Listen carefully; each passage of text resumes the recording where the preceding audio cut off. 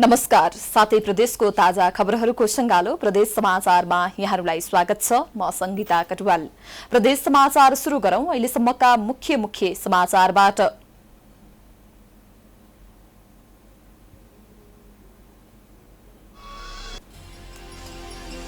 सिन्धुपाल्चोकमा बाढी पहिरोमा परि 7 जनाको मृत्यु, 50 भन्दा बढी बेपत्ता। सेनाको हेलिकप्टर सहित 250 भन्दा बढी सुरक्षाकर्मी उद्धारमा सक्रिय। नारायणी नदीमा पानीको सतह बढेपछि गण्डक ब्यारेजका 36वटै ढोका खोलियो। नवलपरासीका 20 गाउँ उच्च जोखिममा।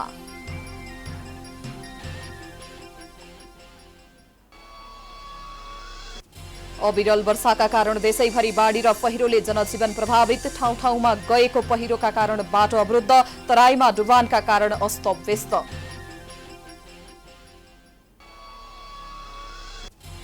र नेपालगञ्ज भन्सार कार्यालयद्वारा चालू आर्थिक वर्ष 2077-78 लक्ष्यभन्दा बढी राजस्व संकलन गर्न सफल। लक्ष्यको तुलनामा 118% राजस्व असुलीमा वृद्धि।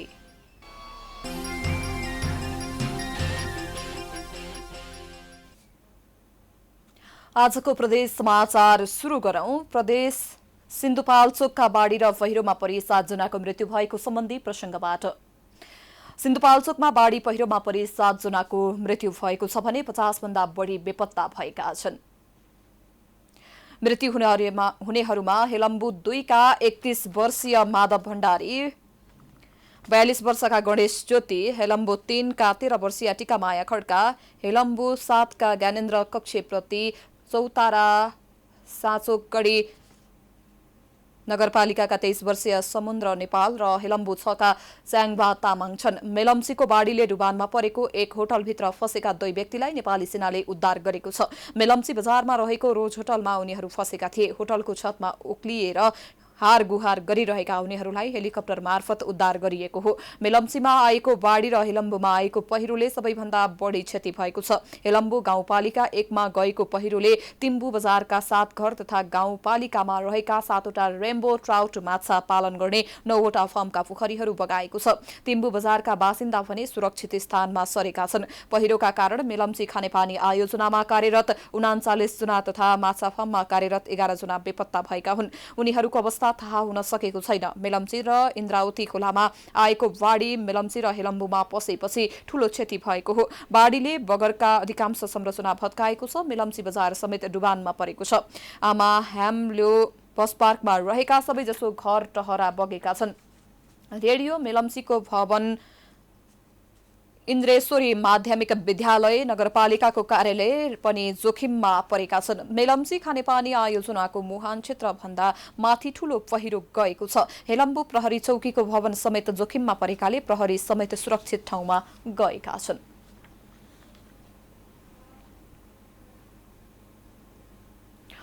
अब लागौं नारायणी नदीमा पानीको बहाव बढ्दै गएपछि पश्चिम नवलपरासी सुस्ता क्षेत्र डुबानमा परेको सम्बन्धी समाचारबाट। नारायणी नदीमा पानीको बहाव बढ्दै गएपछि गण्डक ब्यारेजका सबै ढोका खोलिएको छ। चितवनको देवघाटमा नारायणी नदीले खतराको तह पार गरेपछि सम्भावित खतरालाई मध्यनजर गर्दै नवलपरासीको त्रिवेणीमा रहेको ब्यारेजको 36वटै ढोका खोलिएको हो।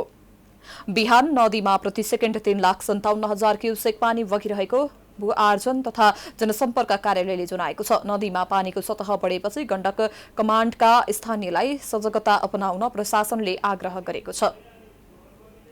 नारायणीको बाढीका कारण पश्चिम नवलपरासीमा हुन सक्ने सम्भावित जोखिमलाई मध्यनजर गर्दै सुरक्षाकर्मीलाई तयारी अवस्थामा राखिएको छ। प्रभावित पालिकाहरूसँग समन्वय भइरहेको प्रमुख जिल्ला अधिकारी धर्मेन्द्र कुमार मिश्रले बताउनुभयो। नारायणी नदीमा आउने बाढीका कारण वर्षेनी सुस्ता, प्रतापपुर, सरावल र पालहिन नन्दनका करिब 3 दर्जन गाउँहरू डुबानमा पर्ने गर्दछन्। त्यस्तै गरी पूर्व पश्चिम राजमार्ग अन्तर्गत नारायणगढ बुटवल सडक खण्डको सुनवलमा डाइभर्सन बाढीले बगाउँदा सवारी साधन सञ्चालनमा अवरोध भएको छ। पुल निर्माणका लागि सुनवल 13 बडेरामा बनाइएको डाइभर्सन बाढीका कारण जोखिमपूर्ण भएपछि सवारी साधन चल्न रोक लगाइएको ट्राफिक प्रहरी कार्यालय पश्चिम नवलपरासीले जनाएको छ। सडक सुचारू गर्नका लागि बाढी पहिरोका कारण जोखिमपूर्ण मानिएको विभिन्न ठाउँहरूमा आवश्यक समन्वय भइरहेको समेत ट्राफिक प्रहरी कार्यालय पश्चिम नवलपरासीले जनाएको छ। सडक विस्तारको ठेक्का पाएको चाइना स्टेट कन्स्ट्रक्सनले दाउन्ने पश्चिम खण्डमा निर्माण गर्नुपर्ने 30 वटा पुल मध्ये अधिकांशको निर्माण कार्य सुरु गरे तापनि वर्षायाममा सुरु भएकाले डाइभर्सन बगाएर समस्या हुने गरेको छ।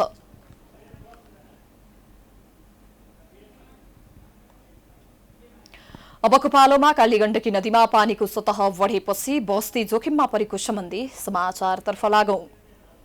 3 दिनदेखि परेको अविरल वर्षाका कारण कालीगण्डकी नदीमा आएको बाढीका कारण बस्तीहरू जोखिममा परेका छन्। नदीमा पानीको सतह बढेसँगै स्याङ्जा, गुल्मी र पर्वतको सिमानामा पर्ने सेतीबेडी बजारका स्याङ्जातर्फका 8 घर र पर्वततर्फका 7 घर परिवार विस्थापित भएका छन्। जोखिममा रहेका स्याङ्जा तथा पर्वतका सबै बस्तीलाई सुरक्षित स्थानमा सारिएको छ। पर्वततिर पुगेका 7 घरमा पानी पसेपछि क्षति पुगेको छ। क्षति पुगेका घर परिवारलाई सुरक्षित स्थानमा सारेको प्रहरीले जनाएको छ। नदीमा पानीको बहाव बढ्दै गएको हुँदा उच्च सतर्कता अपनाउन प्रशासनले आग्रह गरेको छ। बाढीका कारण संगम स्थलमा रहेको विश्वकै ठूलो दाबी गरेको शिला शालिग्राम डुबानमा परेको छ। त्यस्तै बाढीका कारण घरबार विहीन भएका 2 घर परिवारलाई राहतको व्यवस्था गर्ने गल्याङ नगरपालिकाले जनाएको छ।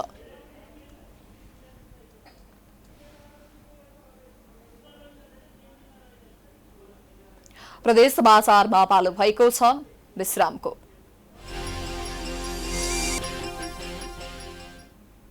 विश्रामपछि स्वागत छ। अबको पालोमा लगातारको वर्षापछि लमजुङमा बाढीले 14 वटा घर बगाएको सम्बन्धी समाचारतर्फ लागौं। लमजुङको दोर्दी गाउँपालिकाको दोर्दी खोलामा आएको बाढीले हिले बजारका 14 वटा घर बगाएको छ। बाढीले 14 वटा घर बगाएको र स्थानीयवासीलाई सुरक्षित स्थानमा सारिएकाले मानवीय क्षति भने नभएको जनाइएको छ। बाढीले बजारका 4 वटा बिजुलीको हाई टेन्सन खम्बा पनि ढालेको छ। बाढीले दोर्दी खोलामाथि बनेको झुलुङ्गे पुलमा पनि क्षति पुर्याएकाले आवत जावत बन्द गरिएको छ। यस्तै निर्माणाधीन दोर्दी सुपर जलविद्युत आयोजनामा बाढीले क्षति पुर्याएको छ। भन्सार हिले बेसीमा निर्माण कार्य सम्पन्न हुन लागेको 54 मेगावाट क्षमताको उक्त विद्युत आयोजनामा क्षति पुर्याएको जिल्ला प्रशासन कार्यालय लमजुङले जनाएको छ।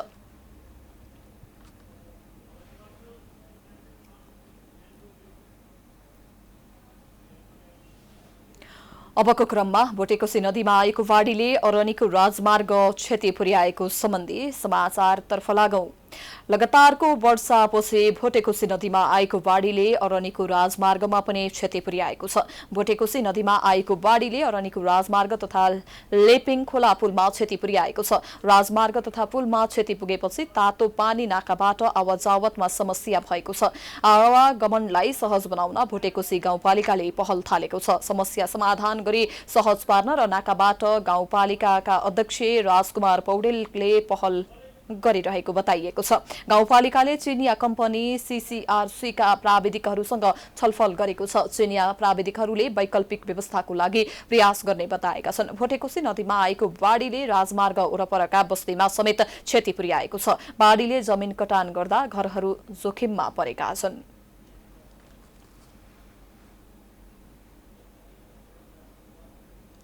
अबको क्रममा स्याङ्जामा जीप दुर्घटना हुँदा 1 जनाको ज्यान गएको सम्बन्धी समाचारतर्फ लागौं। स्याङ्जामा जीप दुर्घटना हुँदा 1 जनाको मृत्यु भएको छ भने 6 जना घाइते भएका छन्।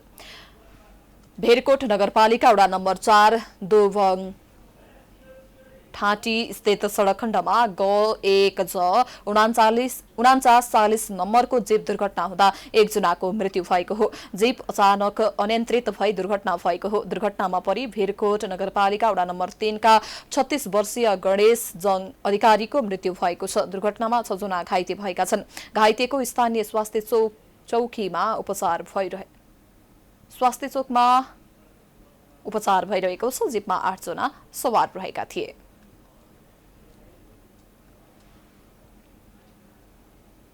प्रदेश समाचारमा पुनः पालो भएको छ विश्रामको।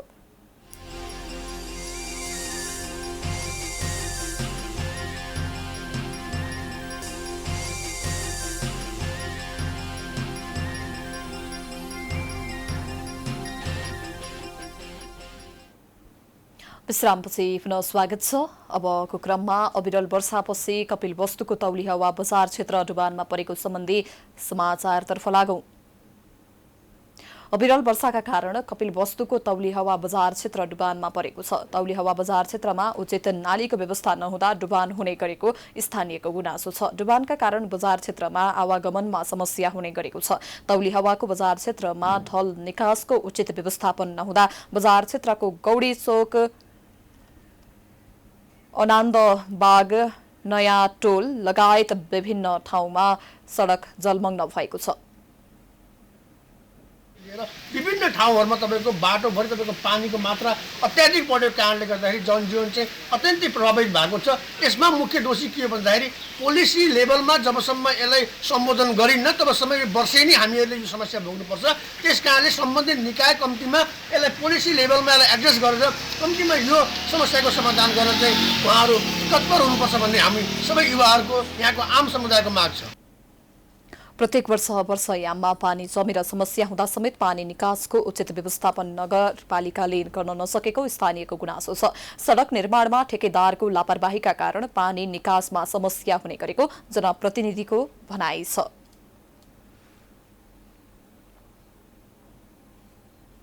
अब लागौं सुदूरपश्चिमको डडेलधुराका अति विपन्न समुदायका परिवारलाई हिमानी कोषले राहत वितरण गरेको सम्बन्धी समाचारतर्फ। कोरोना संक्रमण नियन्त्रणका लागि जारी निषेधाज्ञाका कारण समस्यामा परेका डडेलधुराका विपन्न समुदायका परिवारलाई हिमानी कोषले राहत वितरण गरेको छ। डडेलधुरामा दैनिक ज्याला मजदुरी गरी खानेहरू समस्यामा परेको भन्दै हिमानी कोषले खाद्य वस्तुहरू वितरण गरेको हो। कोषले चामल, दाल, नुन, तेल लगायतको वस्तु वितरण गरेको जनाएको छ। निषेधाज्ञाका कारण दैनिक ज्याला मजदुरी गर्ने र अति विपन्न परिवारहरू प्रभावित भएका छन्। खाद्यान्न सहितको राहत पाएपछि स्थानीय खुसी भएका छन्। जिल्लाको अमरगढी नगरपालिकाका विभिन्न वडाका एकल महिला तथा अति विपन्न परिवारलाई राहत वितरण गरिएको कोषले जनाएको छ। अन्तमा लुम्बिनी प्रदेशको नेपालगञ्ज भन्सार कार्यालयले लक्ष्यभन्दा बढी राजस्व संकलन गरेको सम्बन्धी समाचारतर्फ लागौं। बाँकीको नेपालगञ्ज भन्सार कार्यालयले चालू आर्थिक वर्ष 2077-78 लक्ष्यभन्दा बढी राजस्व संकलन गर्न सफल भएको छ।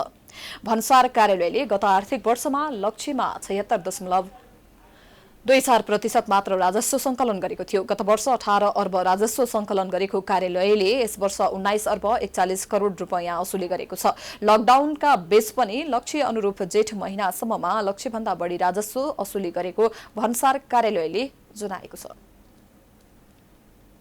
समग्रमा हामीले राजस्व लक्ष्य अहिले मैले नै भने यहाँलाई 18 अर्ब राजस्व लक्ष्य 3 अर्ब थपेर 18 अर्ब हुँदाखेरि पनि हामीले 118% को वृद्धि दर हासिल गरेका छौँ आजसम्मको मितिमा। लक्षित उद्देश्य भन्दा हामीले राजस्व वृद्धि नै बढी गरेका छौँ। यस वर्ष नेपालगञ्ज भन्सार कार्यालयले 18 अर्ब संकलन गर्ने लक्ष्य लिएको थियो। यस वर्ष लक्ष्यको तुलनामा 118%ले राजस्व वृद्धि भएको भन्सार कार्यालयले जनाएको छ। चालू आर्थिक वर्षमा सबैभन्दा बढी पेट्रोलियम पदार्थ, खाद्यान्न, औद्योगिक कच्चा पदार्थहरूबाट बढी राजस्व संकलन भएको भन्सार कार्यालयले जनाएको छ।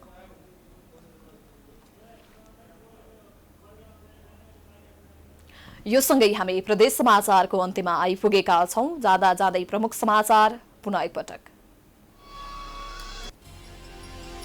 सिन्धुपाल्चोकमा बाढी पहिरोमा परि 7 जनाको मृत्यु, 50 भन्दा बढी बेपत्ता। सेनाको हेलिकप्टर सहित 250 भन्दा बढी सुरक्षाकर्मी उद्धारमा सक्रिय। नारायणी नदीमा पानीको सतह बढेपछि गण्डक ब्यारेजका 36 वटै ढोका खोलियो। नवलपरासीका 20 गाउँ उच्च जोखिममा।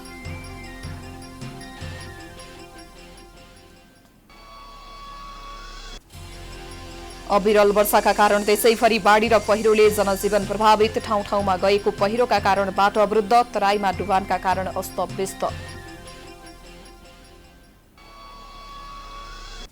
र नेपालगञ्ज भन्सार कार्यालयद्वारा चालू आर्थिक वर्ष 2077-78 लक्ष्यभन्दा बढी राजस्व संकलन गर्न सफल। लक्ष्यको तुलनामा 118%ले राजस्व असुलीमा वृद्धि।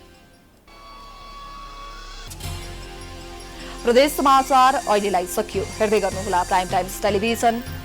नमस्कार।